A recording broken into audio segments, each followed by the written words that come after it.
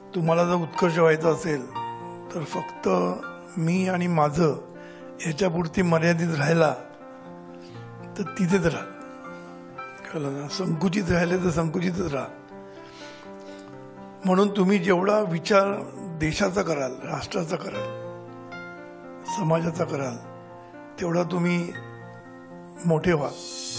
एखाद्या माणसाला काय प्रॉब्लेममध्ये असेल तर आपण फक्त सिंपती दाखवतो, म्हणजे दया दाखवतो.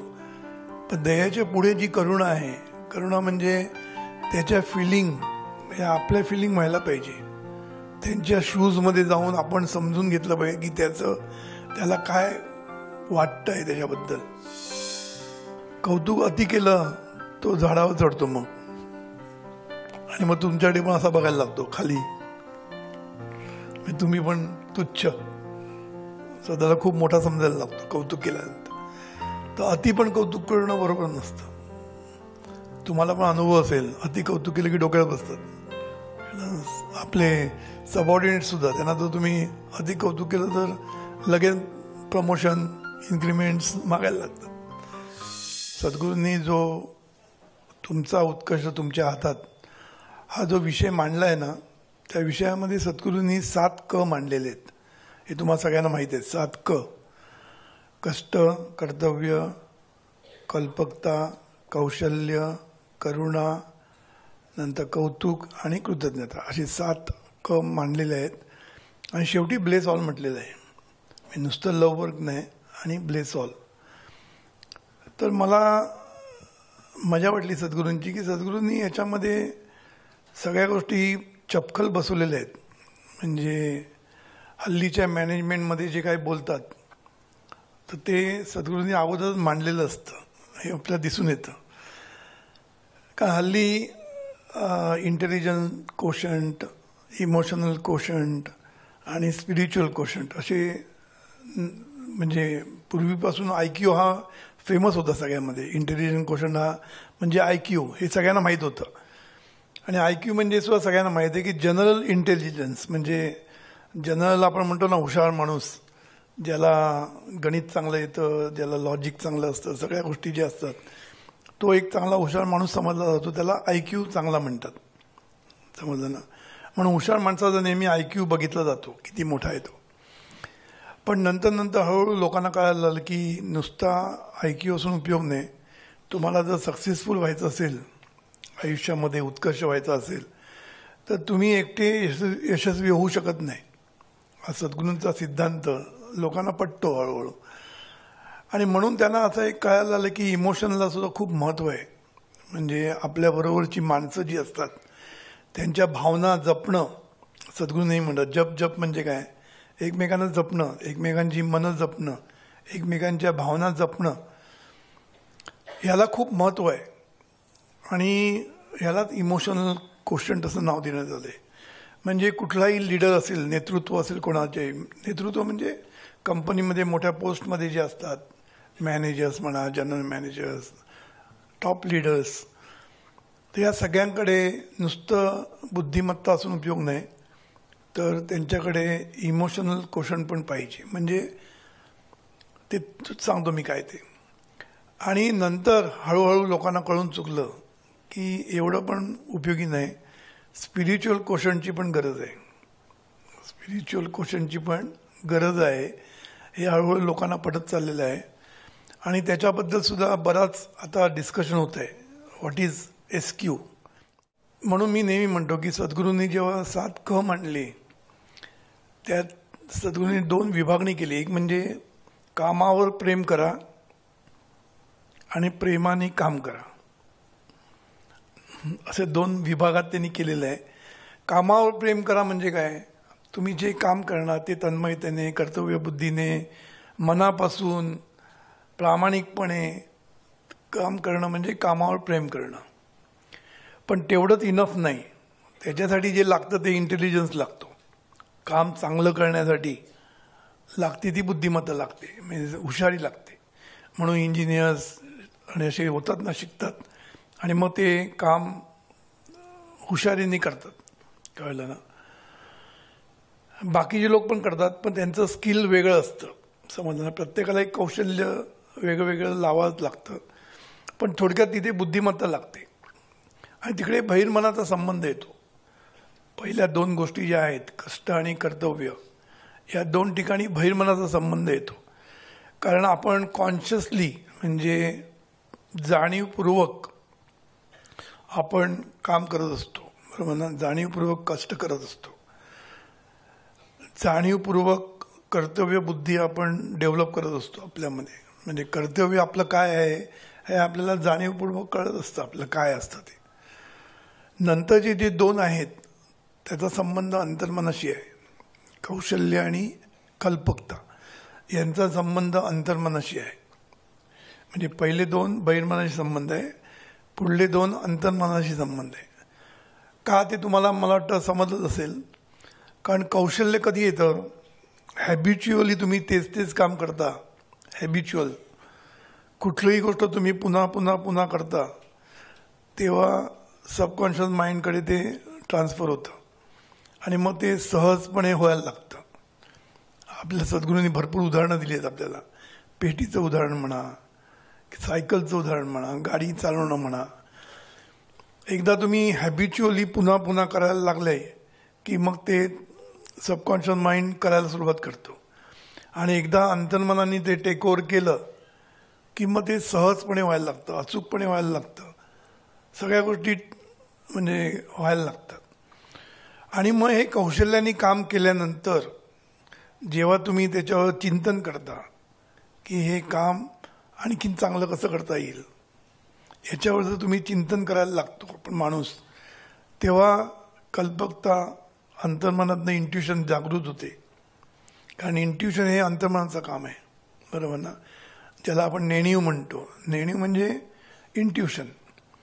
त्यामुळे ही जी अंतर्मनाची इंट्युशन असते ती जागृत होते आणि तुम्हाला सुचतं. म्हणून आपलं क्लिक, आपण म्हणतो क्लिक झालं, समजलं ना. सायंटिस्ट लोक युरेका म्हणतात. म्हणजे त्याला खूप आनंद होतो की आपल्याला काहीतरी नवीन समजलं.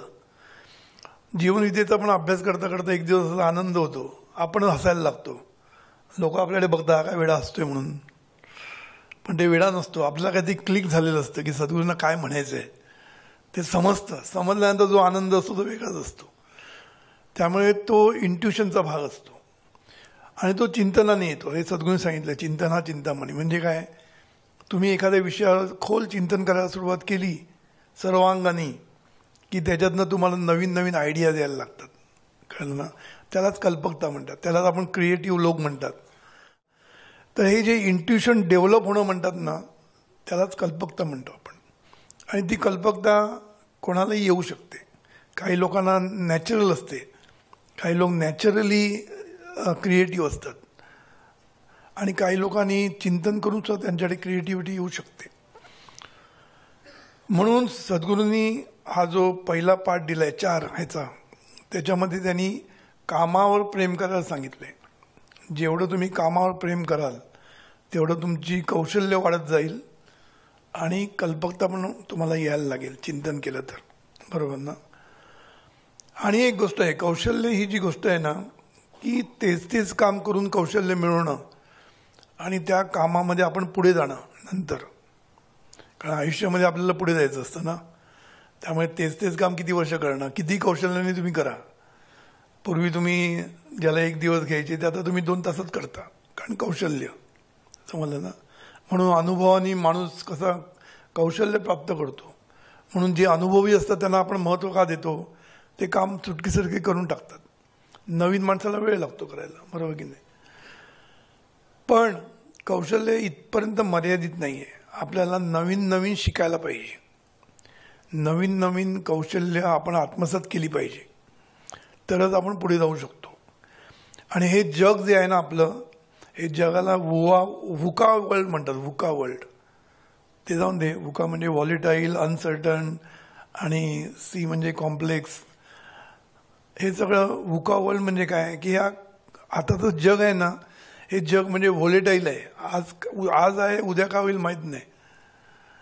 इतकं कॉम्प्लेक्स आहे, इतकं म्हणजे काय म्हणतात, अनसर्टन म्हणतात ना. अनसर्टन म्हणजे आज जो बिझनेस चांगला चालला आहे तो उद्या चालेल की नाही माहीत नाही, उद्या तो म्हणजे बंद पण होऊ शकतो. नवीन नवीन कौशल्य आपण आत्मसात करणं, नवीन नवीन आयडियाज आपण आत्मसात करणं आणि आपण काय म्हणतात जगाबरोबर अपडेटेड राहणं, ह्याला पण कौशल्य म्हणतात. कौशल्य, नवीन नवीन कौशल्य आपण शिकून घेणं. आणि खरं म्हणजे आज यूट्यूबवर एवढं अवेलेबल आहे, तुम्हाला जे पाहिजे ते शिकायला अवेलेबल आहे. तुम्हाला जर इंग्लिशमध्ये कौशल्य मिळवायचं असेल तर इंग्लिशचे एवढ्या गोष्टी अवेलेबल आहेत, तुम्ही त्या रोज ऐकल्या तरी तुमचं इंग्लिश चांगलं होऊ शकतं. कळलं ना? फक्त इच्छा पाहिजे. म्हणून कौशल्याचं जे सद्गुरूंनी वर्णन केलेलं आहे, कौशल्य, हे कौशल्य खूप महत्त्वाचं आहे, लक्षात ठेवायचं. आणि कौशल्य दोन गोष्टींनी, जे आहे ते काम फास्ट करून दाखवणं, कारण एफिशियन्सीला महत्त्व आहे. लोक हळू काम करणाऱ्या लोकांना महत्त्व देत नाहीत. फास्ट काम केलं पाहिजे सगळ्या गोष्टी. कळलं की नाही? आणि नवीन अपग्रेड करणं आपल्याला, ह्याला खूप महत्त्व आहे, लक्षात ठेवायचं. म्हणून ह्या सर्व गोष्टी पूर्वी नव्हत्या. पूर्वी कसं तेच तेच चालू होतं बरेच वर्षानंतर चेंजेस व्हायच्या. आता 2-2 वर्षामध्ये चेंज होतात. समजलं ना? त्यामुळे आजची तरुणाई खूप स्ट्रेसमध्ये असते, कारण का आपल्याला सतत नवीन शिकायला लागतं, नवीन अपग्रेड व्हायला पाहिजे, नाही तर तुमचं your existence is in problem. म्हणून सद्गुरूंनी हा जो कौशल्य विषय घेतलेला आहे तो 2 रीतीने आपण बघितला. एक म्हणजे आहे त्या कामामध्ये कौशल्य, आणि नवीन नवीन शिकून घेणं, याला खूप महत्त्व आहे, लक्षात ठेवायचं. कर्तव्य म्हणजे काय? आपलं कर्तव्य राष्ट्राप्रती आहे, समाजाप्रती आहे, फॅमिलीप्रती आहे. तर हे कर्तव्य बुद्धीने आपल्याला काम करणं खूप गरजेचं आहे. म्हणून सद्गुरूंच्या जन्मशताब्दीनिमित्त आपण जी सद्गुरूंचं जे एक महत्त्वाचा अमृततुषार घेतला आहे तो म्हणजे काय? प्रत्येक कृती ही राष्ट्रहिताची, प्रत्येक कृती ही राष्ट्रहिताची आणि विश्वशांतीची. कारण सद्गुरूंचं म्हणणं होतं की प्रत्येक गोष्टीकडे पाहताना व्यापक नजरेने पहा. जितके तुम्ही व्यापक नजरेने त्याच्याकडे पाहाल तेवढी तुम्ही व्यापक व्हाल, तुम्ही मोठे व्हाल, लक्षात ठेवायचं. म्हणून तुम्हाला जर उत्कर्ष व्हायचं असेल तर फक्त मी आणि माझं ह्याच्यापुरती मर्यादित राहिला तर तिथेच राहाल. कळलं ना? संकुचित राहिले तर संकुचितच राहाल. म्हणून तुम्ही जेवढा विचार देशाचा कराल, राष्ट्राचा कराल, समाजाचा कराल, तेवढा तुम्ही मोठे व्हाल. आणि ह्याला कारण सद्गुरूंचं ॲक्शन आणि रिॲक्शनच आहे. तुम्ही समाजाचा विचार केला, राष्ट्राचा विचार केला, राष्ट्र तुमचा विचार करते. राष्ट्र विचार करते म्हणजे राष्ट्राकडनं तुमची सगळी व्यवस्था होते. तुम्ही जेव्हा तुमचा हेतू व्यापक असतो ना तर सर्वजण तुम्हाला मदतीला येतात. कळलं ना? म्हणून आपल्याला पण कार्यामध्ये आपल्याला दिसून येतं नेहमी. आपण म्हणतो सद्गुरू सगळीकडे असतात, कारण सगळीकडे आपली व्यवस्था होत असते, कारण आपला हेतूच मोठा आहे ना, जग सुखी करण्याचा हेतू आहे. त्यामुळे आपल्याला सगळीकडे मदत होत असते. कळलं ना? तर म्हणून कर्तव्य बुद्धी, कर्तव्य म्हणजे कोणाप्रती कर्तव्य? राष्ट्राप्रती कर्तव्य. आणि हा मोठा हेतू धरण्यामध्येच आपलं काय म्हणतात त्याला, आपला उत्कर्ष त्याच्यामध्येच आहे, लक्षात ठेवायचं. मी आणि माझं करत बसला की मला किती फायदा होईल, टेम्पररी फायद्याचा विचार केला तर तुम्ही कधीच मोठे होणार नाही. समजलं ना? असो, तर पहिला भाग आपला झालेला आहे जवळजवळ. त्याच्यामुळे खूप बोलण्यासारखं आहे, त्याला काय एंड नाही आहे. कामावर प्रेम करा. आता दुसरा पार्ट जो सद्गुरूंनी घेतला आहे तो म्हणजे प्रेमाने काम करा.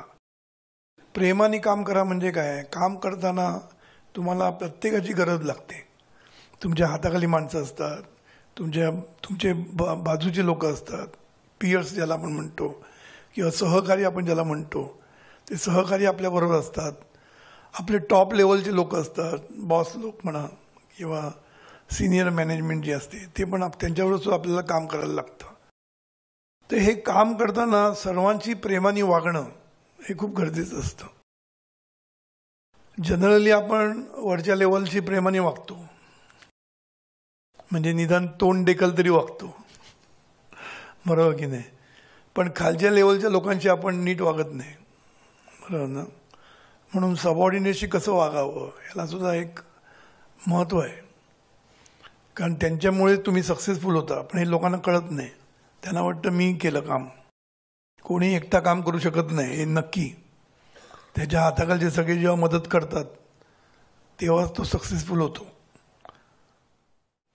म्हणजे याचा अर्थ आपण एकमेकावर अवलंबून खूप असतो. आपली एफिशियन्सी, आपलं सगळ्या गोष्टी दुसऱ्यांवर अवलंबून असतात. त्यामुळे दुसऱ्यांनी मदत केल्याशिवाय आपण पुढे जाऊ शकत नाही, हे महत्त्वाचं लक्षात ठेवायचं. म्हणून सगळ्यांशी प्रेमाने वागणं हे खूप गरजेचं असतं. आपल्या हाताखालच्या माणसांना त्यांची मनं जपणं हे खूप गरजेचं असतं. म्हणून सद्गुरूंनी पहिला विषय घेतला तो म्हणजे करुणा. करुणा म्हणजे दया नाही, लक्षात ठेवा. करुणा म्हणजे दया नाही. दया इंग्लिशमध्ये 3 शब्द आहेत त्याचे. ऑफकोर्स मराठीमध्ये सुद्धा खूप शब्द आहेत, दया, करुणा आणि काय काय शब्द असतील त्याच्यामध्ये, सहानुभूती, असे निर्णय शब्द आहेत. आपण सगळ्यात डिटेलमध्ये नको जाऊया, पण इंग्लिशमध्ये 3 शब्द वापरले जातात. सिम्पथी, एम्पथी आणि कंपॅशन असे 3 शब्द वापरले जातात. तर हा जो एम्पथी आहे ना, एम्पथी हा खूप महत्त्वाचा विषय आहे आणि तोच करुणा विषय सद्गुरूंनी मांडलेला आहे. करुणा म्हणजे एम्पथी. एम्पथी म्हणजे काय की दुसऱ्यांच्या भावना समजून घेणं, याला एम्पथी म्हणतात. म्हणजे दुसऱ्यांच्या शूजमध्ये जाऊन एखादी गोष्ट समजून घेणं, दुसऱ्यांची बाजू समजून घेणं, दुसऱ्यांच्या भावना समजून घेणं हे खूप महत्त्वाचं असतं. म्हणजे एखादा माणूस संकटात असेल, एखादा माणूस प्रॉब्लेममध्ये असेल, तर तो कसं फील करतो हे तुम्हाला फील व्हायला पाहिजे. आपल्याला कसं असतं की त्याला होतं जाऊ दे ना, आपण काय करणार त्याला, कळलं. आपण मॅक्झिमम सिम्पथी दाखवतो. म्हणजे काय, वाईट वाटलं बस एवढं, त्याच्या पुढे जात नाही आपण, कळलं ना. एखाद्या माणसाला काय प्रॉब्लेममध्ये असेल तर आपण फक्त सिम्पथी दाखवतो, म्हणजे दया दाखवतो. पण दयाच्या पुढे जी करुणा आहे, करुणा म्हणजे त्याच्या फिलिंग हे आपल्या फिलिंग व्हायला पाहिजे. त्यांच्या शूजमध्ये जाऊन आपण समजून घेतलं पाहिजे की त्याला काय वाटतं आहे त्याच्याबद्दल, कळलं ना. आणि मग अशा परिस्थितीमध्ये त्याला जाऊन मदत करणं, त्याची फिलिंग समजून घेऊन त्याच्या फिलिंग्सना आपण सपोर्ट करणं, त्याला आधार देणं हे खूप महत्त्वाचं असतं, लक्षात ठेवायचं. आणि ते तुम्हाला एम्पथीशिवाय कळत नाही. अनलेस तुम्ही त्यांना नीट समजून नाही घेतलं तर नाही कळणार. वरच्यावर तुम्ही नुसतं ऐकून घेतलं तर तुम्हाला नाही समजणार. You have to go into depth, तरच तुम्हाला समजणार की त्याला काय वाटतंय. आणि तरच तो ओपन आऊट होतो. कधी कधी नाही तो ओपन आऊट होत नाही, तो सांगत नाही सगळ्या गोष्टी. पण आपण तेवढी एम्पथी दाखवली तर तो कम आऊट बाहेर येतो आणि तो आपली प्रॉब्लेम सांगतो आपल्याला. आणि मग त्या प्रॉब्लेममध्ये त्याला जेवढी काही मदत करता येईल, जेवढी काही, असं नाही की सगळं सोडून करायचं आपल्याला, पण जेवढं काही करता येण्यासारखं असतं. पैशाने नाही जमलं तर बाकीच्या गोष्टी पण करता येतात, समजलं ना. तर ह्या गोष्टी करणं म्हणजे एम्पथी, ह्यालाच करुणा म्हणतात. म्हणून आपले जे सहकारी असतात, आपले जे आपल्याबरोबर काम करणाऱ्या लोकांना आपण करुणेने वागवलं पाहिजे. म्हणजे काय, म्हणजे माणुसकीने वागवलं पाहिजे. सद्गुरूंचं ते मेन हे आहे, माणसाला माणसासारखं वागवणं म्हणजे माणुसकीने वागवणं हे खूप महत्त्वाचं आहे. आणि हे वागवण्यासाठी एम्पथी ही खूप महत्त्वाची आहे. करुणा आणि कौतुक ह्या 2 गोष्टी प्रत्येकाला हव्या असतात, कळलं ना. कौतुकासाठी तर प्रत्येकजण वाट बघत असतो की माझं कौतुक झालं की लोकांना बरं वाटतं ना, की मी काहीतरी काम केल्यानंतर कोणतरी कौतुक करणं हे खूप गरजेचं असतं, समजलं ना. म्हणून म्हणतात ना, प्रत्येक माणसाला पाहिजे असतं. आपण किती म्हणतो मला कौतुक नको, पण कौतुक केल्यानंतर चेहऱ्यावर जो स्माईल येतो त्याच्यानं कळतं. कौतुक सगळ्यांना पाहिजे असतं. त्यामुळे कौतुक आणि करुणा हे 2 विषय जे आहेत ना, हे दुसऱ्यांना याला इमोशनल क्वोशंट म्हणतात आमच्या मॅनेजमेंटच्या लँग्वेजमध्ये, कळलं ना.